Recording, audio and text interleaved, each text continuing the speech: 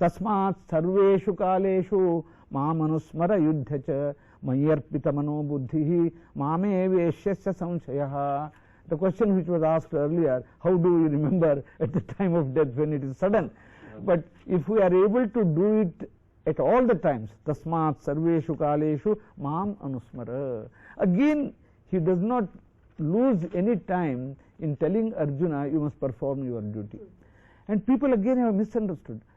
If Krishna says to Arjuna, yuddhacha, or destroy your enemies who are perpetrators of adharma. So many people say Bhagavad-Gita teaches himsa, it asks Arjuna to kill his nephews. The basic principle behind it is that it tells to all of us through Arjuna that we must perform our duties. And performance of our duties has to be in the framework of what is called as nivritta karmanusthana, without obsession about the rewards, excessive obsession about the rewards, with the feeling that this is done as a service to the mankind, service to the nation, service to the humanity, service to the corporate sector, service to the family, without personal agenda. That itself is Bhagavad Aradhana Buddhi. And without having an ego or vanity or haughtiness, I did, to say I did it. It is all due to the circumstances and the elders and the gurus and the preachers who helped me in doing it, my karma, everything. So we have to attribute the success or the failures to yourself and successes to the others. So that principle again has to be taken in mind. Tasmat sarveshu kaleshu mam anusmara yuddhacha. So when you do your duty, dedicate it to me, because I have provided all the capabilities. Mayarpita mano buddhihi mame veshyasya samshayaha. By dedicating your yuddha into me. Dedication means what? Dedication means expressing gratitude. No, again I repeat the point which I mentioned earlier. We are supposed to do naivedyam of the food which we prepare. What do? In the traditional families, we keep it in front of God, we utter Gayatri mantra, do the prokshana with some sacred water, tirtham, put tirtham and all that. Does the God come out of the idol and eat it? No.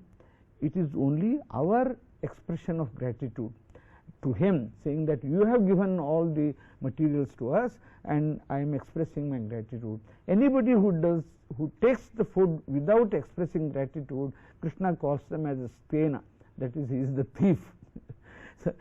Sahajna praja srishtva puro vacha prajapatihi anena prasavishyadhvam eshavostrushta kamadhuka devan bhavayatanena te deva bhavayantuvaha parasparam bhavayantaha shreyah paramavapsatha ishtan bhogan nivo devan yajna bhavitaha tayuddattan apradayebhyo yo bhungte stena eva saha.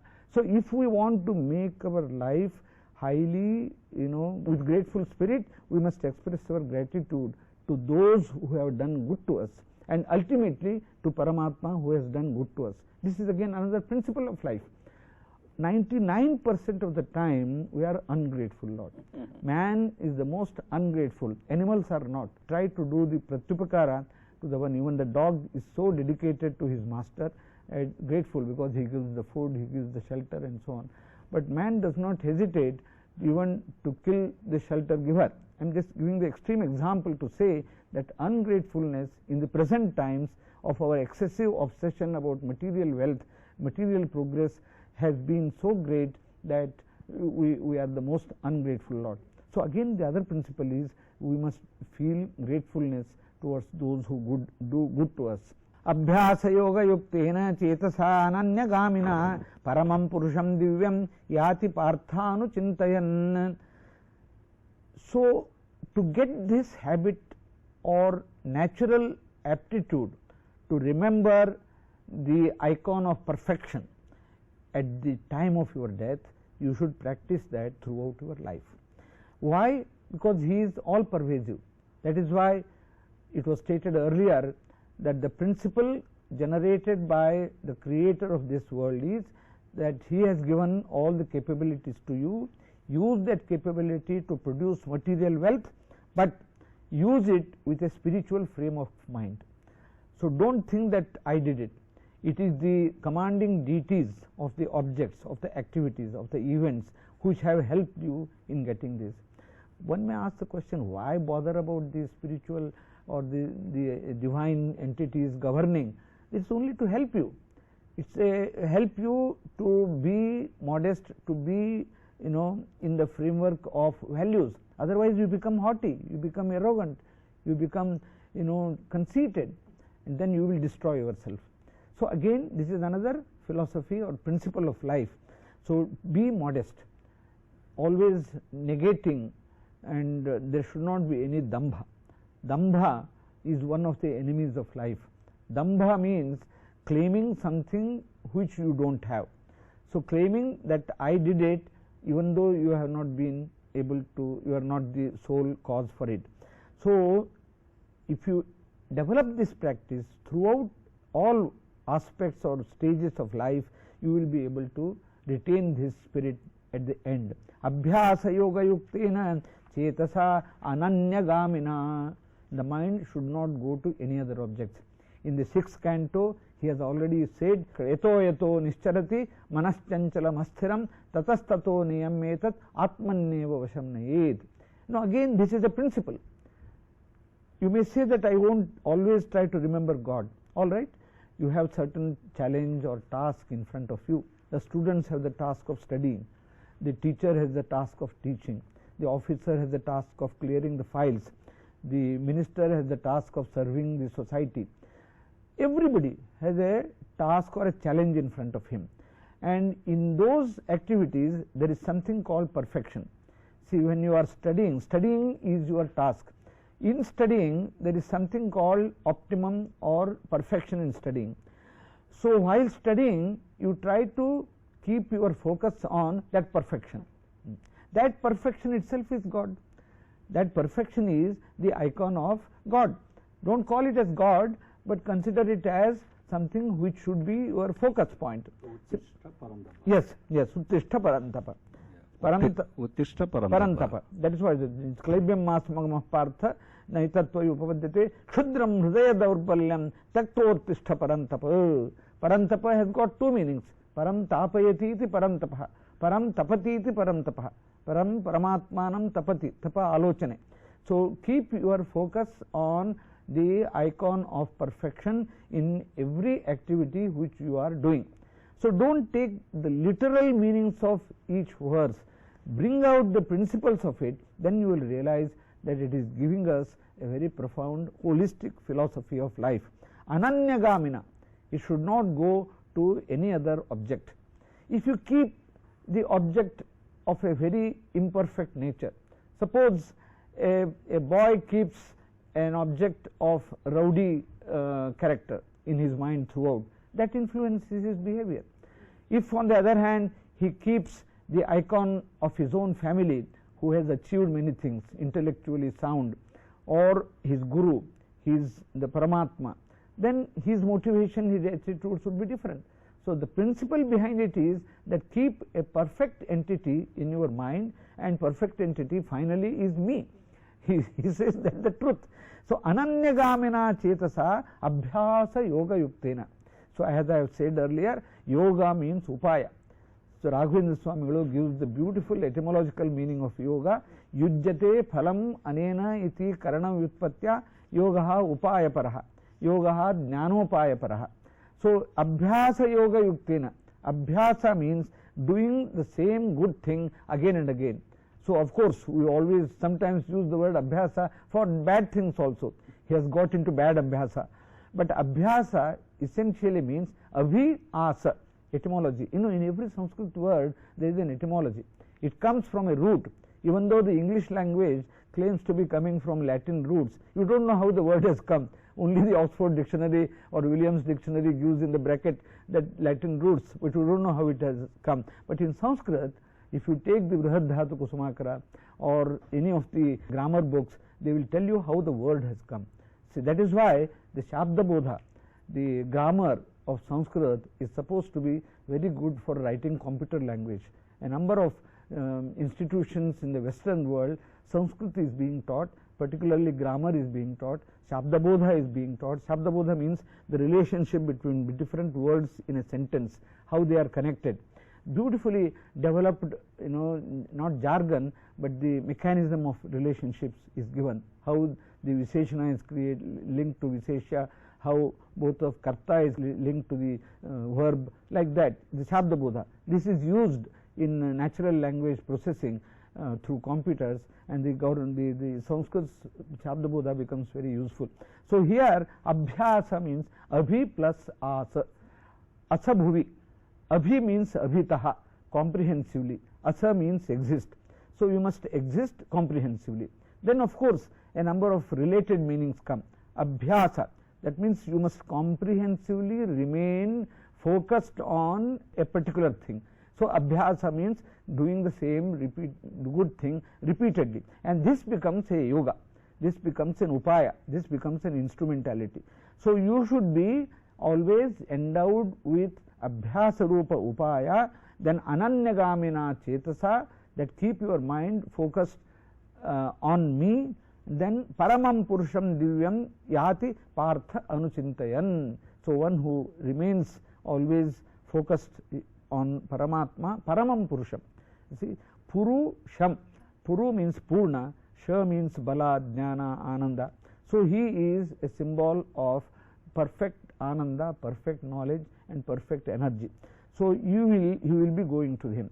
Now again, to complete your interest in remembering Paramatma at the time of death and at all times, Tasmat Sarveshu Kaleshu Mam Anusmara Yuddhacha. So always Dhyana and Dheya. Dhyana means the process of meditating upon. Dheya is the object on which you meditate upon. You can always say that I am doing dhyana, but if your object of meditation is something other than the perfect entity, you will be ruining the time, you will be ruining your energy. So in the next sloka, Krishna Paramatma says that this perfect entity on which you are supposed to do the meditation is really perfect.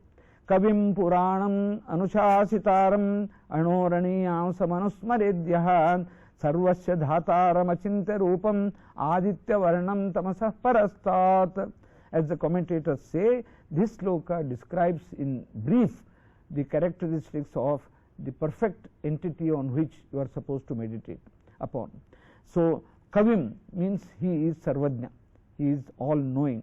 Puranam, he is Anadi, he has no beginning. Anadi Nitya. Anushasitaram, he is the governor for all. Anushasitaram, he is, that's why Arjuna approaches Krishna saying, Sishyasteham Shadhimam Tvam Prapannam. The word Shadhi also comes from the root Shasa, Shasane. Anushasitaram. Anoho Aniyamsam, he is even smaller than the Anu.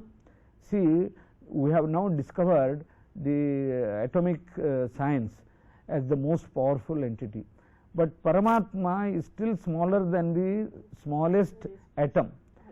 Yes, smallest atom. So but still powerful. In fact, they say it's almost like a homeopathic medicine. The more you dilute the mixture, the more powerful it is. Almost this principle. So Anoho Aniyamsam, he is still smaller than the smallest atom, you see, but still powerful.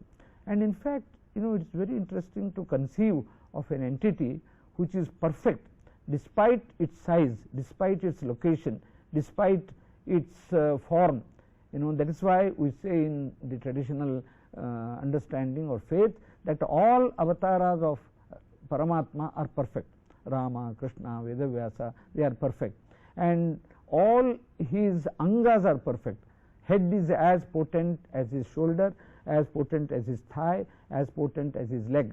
That is why when it was stated that Brahmana, Kshatriya, Vaishya, Shudra were born from different angas, Paramatma did not mean any discrimination. He only narrated the types of functions which these different varnas are supposed to do. As I have been repeatedly saying, today we can think of thousands of varnas, thousands of occupational categories, and each occupational category defined by certain attributes.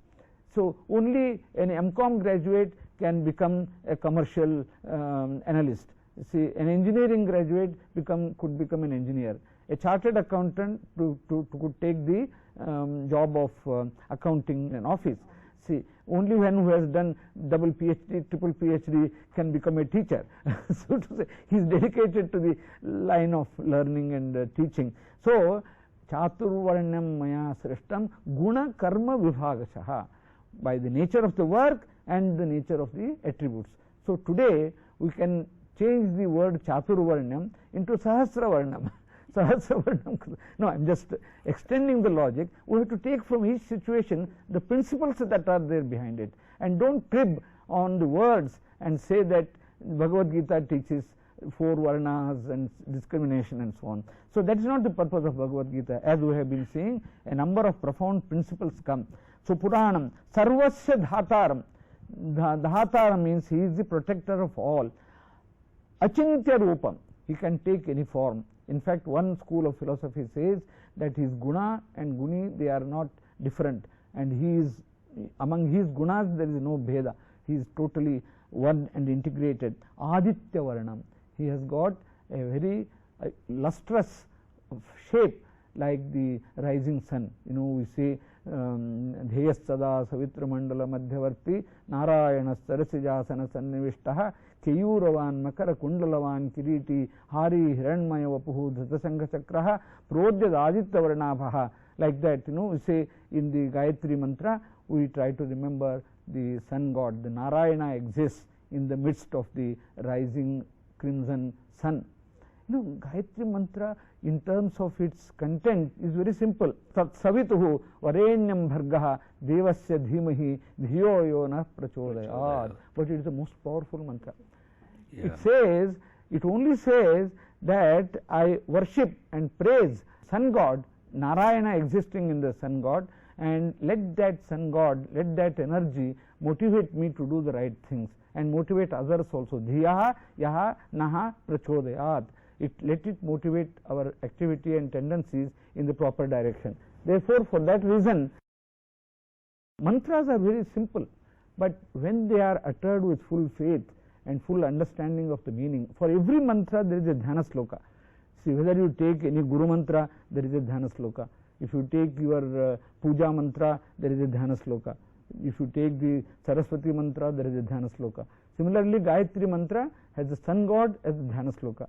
No scientist, no so-called rational beings of the present day can deny that the sun is the source of all energy, the sun is the source of all plant life and animal life and natural life, and without sun you cannot. So the ancestors thought of expressing the gratitude towards sun, and by expressing their gratitude they wanted to make sure that their internal energy becomes very intensive and powerful. If you do focus on an object intently, you try to get the transfer of energy, the transmission of vibration from that guru. Why should guru and shishya have such a great guru bhakti and shishya vatsalya bhava? Always there are two sides of it, guru bhakti and shishya vatsalya. Similarly, parents and children. Children should show respect to the parents, and parents should show compassion and love and affection and respect and concern for the children. Similarly, Guru Shishya Bhava. Guru should show Vatsalya in Shishya, in the teacher, should show his love and affection. Many times we see in the world so much deviation of this relationship. The Guru becomes very atrocious, that the student becomes extremely haughty and totally. No, I am just saying, we see many situations when the teacher beats the children such ruthlessly. How can the student become ever a good citizen or a good man, good person? So there has to be, these principles are taught in our system. Even Krishna, he became grateful to Sandipani. And when Sandipani asked, my all children have been taken away by Rakshasa, then both Krishna and Balarama went to the ocean, went to the depth of the ocean, killed that form of Shankha, killed and brought all the children back to Sandipani, Guru Dakshina. So the relationship between the human beings has to be governed by the principles laid down in our ancient wisdom and in Bhagavad Gita. So here, Sarvasya Dhataram Achintarupam Aditya Varnam Tamasah Parastat. He is also beyond the ignorance, the knowledge. Tamas is ignorance, negative attitude, Rakshasi pravritti, and he is much above that kind of negative attitudes. So a person who is perfect, kavyam puranam anushasitaram anoho aniyasam sarvasya dhataram achintya rupam aditya varnam tamasaha parastat yaha samanusmaret. One who remembers him, he would be going to his abode ultimately. So for him there is no rebirth. One who does this. Prayana kale manasa chalena bhaktya yukto yoga balena chaiva bhruvor madhye pranamavesya samyak satam param purusham upaiti divyam. There are two modalities prescribed here. One is to do the control of your pranavayu and make it come from the udara to the kantha, and then hold it, breath it, and go through the sushumna nadi. And if you are able to do that pranadharana, then also you go in the right path, and next then you may not be reborn at all. All your sins will be destroyed, will be burned. But short of that, if you remember Paramatma in the proper occasion, then you will be jnana, through jnana or through pranadharana. You can make sure that your next birth would be blissful, either ultimate bliss or bliss which is enabling you to continue your sadhana, an opportunity to continue your sadhana. So prayana kale manasachalena bhaktya yukto yoga balena chaiva bhruvor madhye pranamavesya. You must bring the prana in between the two eyebrows, samyak satam patam param purusham upayiti divyam. So pranayama, which is prescribed for us for good health and good stressless mindset, is also useful to make ourselves move to a better life, ultimate blissful life, or even a better life in the next birth.